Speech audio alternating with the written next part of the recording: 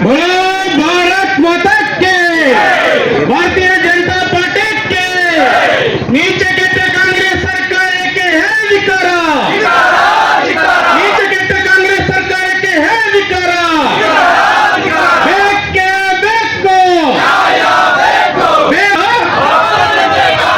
कानूनंತೆ ಕಾನೂನು ಸರ್ಕಾರ ಬೇಕೇ ಬೇಕು, ಬೇಕೇ ಬೇಕು, ಏತಕ್ಕಾಗಿ ಹೋರಾಟ, ಏತಕ್ಕಾಗಿ ಹೋರಾಟ, ದಲಿತ ಗಡ್ಡೆ ಕಾಂಗ್ರೆಸ್ ಸರ್ಕಾರಕ್ಕೆ, ಜನವಿರೋಧಿ ಕಾಂಗ್ರೆಸ್ ಸರ್ಕಾರಕ್ಕೆ ಭಾರತ್ ಕಾಂಗ್ರೆಸ್ ಸರ್ಕಾರ ಬಂದು 3 ವರ್ಷ ಆದ್ಮೇಲೆ 2 ತಿಂಗಳು ಡೆಲ್ಲಿ ಯಾತ್ರೆ ಮಾಡಾದ್ಮೇಲೆ ಡೆಲ್ಲಿಯ ಹೈಕಮಾಂಡ್ ಇವತ್ತು ಮಂತ್ರಿಗಳ ಭಾಗ್ಯ ಕೂಡ ಕೊಟ್ಟಿರ್ತಕ್ಕಂಥದ್ದು, ಭ್ರಷ್ಟರ ಭಾಗ್ಯ ಕೂಡ ಕೊಟ್ಟಿರ್ತಕ್ಕಂಥ ಸರ್ಕಾರ ಕಾಂಗ್ರೆಸ್ ಸರ್ಕಾರ. ನಾಗೇಂದ್ರ ಇವತ್ತು ಬೆಳಿಗ್ಗೆ ಸುದ್ದಿಗೋಷ್ಠಿಯನ್ನು ಕರೆದಿದ್ರು. ನಾವು ಸುದ್ದಿಗೋಷ್ಠಿಯನ್ನು ನಾನು ನೋಡ್ತಾ ಇದ್ದೆ. ಅವರು ತುಂಬಾ ಖಚಿತವಾಗಿ ಹೇಳ್ತಾ ಇದ್ರು, 187 ಕೋಟಿ ಅಕೌಂಟಿಂದ ಟ್ರಾನ್ಸ್ಫರ್ ಆಗಿತ್ತು. ಅದರಲ್ಲಿ 100 ಕೋಟಿ ನಮ್ಗೆ ಗೊತ್ತಾಗಿದ್ದ ತಕ್ಷಣ ಅಕೌಂಟಲ್ಲಿ, ಬೇರೆ ಅಕೌಂಟಲ್ಲಿ ಯಾವಾಗಿದ್ದ ಅಕೌಂಟಲ್ಲಿ ನಾವು ಫ್ರೀಸ್ ಮಾಡಿದ್ವಿ.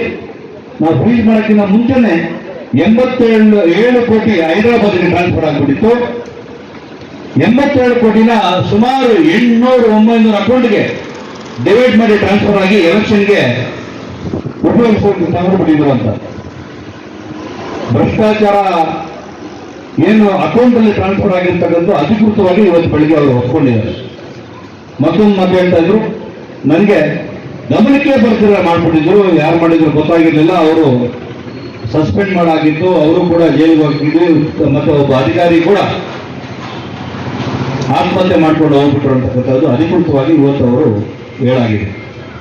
ಆದ್ರೆ ನಾನು ಭ್ರಷ್ಟ ಅಲ್ಲ, ಮಾಡಿರ್ತಕ್ಕಂಥದ್ದು ಸರ್ಕಾರದಲ್ಲಿ ಇರ್ತಕ್ಕಂಥವರು ಭ್ರಷ್ಟರು ನಾನಲ್ಲ ಅಂತಕ್ಕಂಥದ್ದು ಇವತ್ತು ಅವರೇ ಕೂತ್ಕೊಂಡು ಸರ್ಟಿಫಿಕೇಟ್ ತಗೊಂಡಿದ್ದಾರೆ. ಇವತ್ತು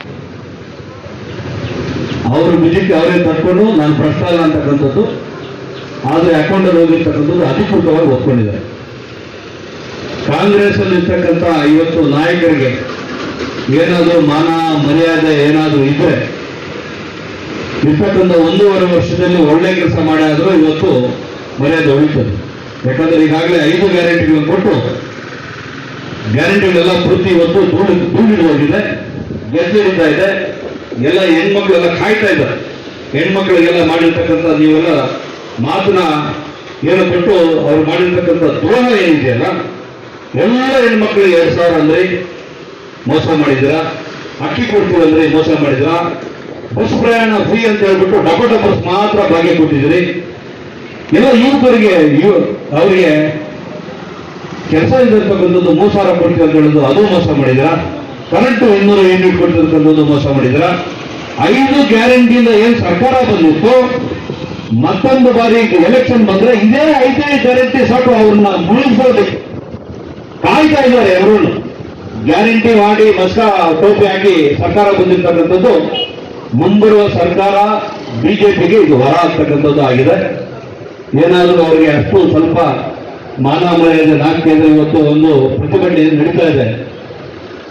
ಈ ಪ್ರತಿಭಟನೆ ಫಲವಾಗಿ ಅವರು ಇಮಿಡಿಯೇಟ್ ಆಗಿ ಏನಾದರೂ ಅವರು ರಾಜೀನಾಮೆ ತಗೊಳ್ಳಿಲ್ಲ ಅಂತ ಹೇಳಿದ್ರೆ ಏನು ಅಸೆಂಬ್ಲಿ ಕರೆದಿರ್ತಕ್ಕಂಥದ್ದು, ಮಳೆಗಾಲದ ಏನು ಅಧಿವೇಶನ ಕರೆದಿರ್ತಕ್ಕಂಥದ್ದು ಮತ್ತೆ ವೇಸ್ಟ್ ಆಗುತ್ತೆ, ಕೋಟ್ಯಾಂತರ ರೂಪಾಯಿ ವೇಸ್ಟ್ ಆಗುತ್ತೆ.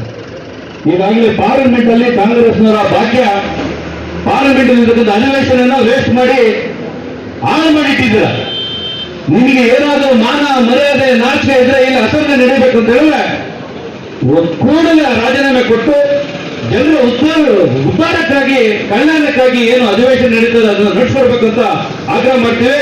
ಕೊಡ್ಲಿಲ್ಲ ಅಂತ ಹೇಳಿದ್ರೆ ಅಹೋರಾತ್ರಿ ಧರಣಿ ಏನು ಅಧಿವೇಶನದಲ್ಲಿ ಶುರು ಮಾಡಿದ್ರೆ ನಾವು ಕೂಡ ಈ ಚಿಕ್ಕಬಳ್ಳಾಪುರ ಜಿಲ್ಲೆಯಲ್ಲಿ ಕೂಡ ನಾವು ಕೂಡ ಅಹೋರಾತ್ರಿ ಧರಣಿ ಇಲ್ಲಿ ಮಾಡಿ ಕೂತ್ಕೋತೀವಿ. ನಾವು ಕೊಡಲೇಬೇಕು ರಾಜೀನಾಮೆ ಅಂತಕ್ಕಂಥ ಆಗ್ರಹ ಇದೆ. ಹೀಗಾಗಿ ದಯಮಾಡಿ ಸರ್ಕಾರದ ದುಡ್ಡನ್ನ ವೇಸ್ಟ್ ಮಾಡಬೇಡಿ. ಅಧಿವೇಶನ ಟೈಮ್ ವೇಸ್ಟ್ ಮಾಡಬೇಡಿ, ಇಮಿಡಿಯೇಟ್ ಆಗಿ ರಾಜೀನಾಮೆ ಕೊಡಬೇಕು ಅಂತ ಆಗ್ರಹ ಮಾಡ್ತೀನಿ. ಧನ್ಯವಾದಗಳು. ನಮಸ್ಕಾರ.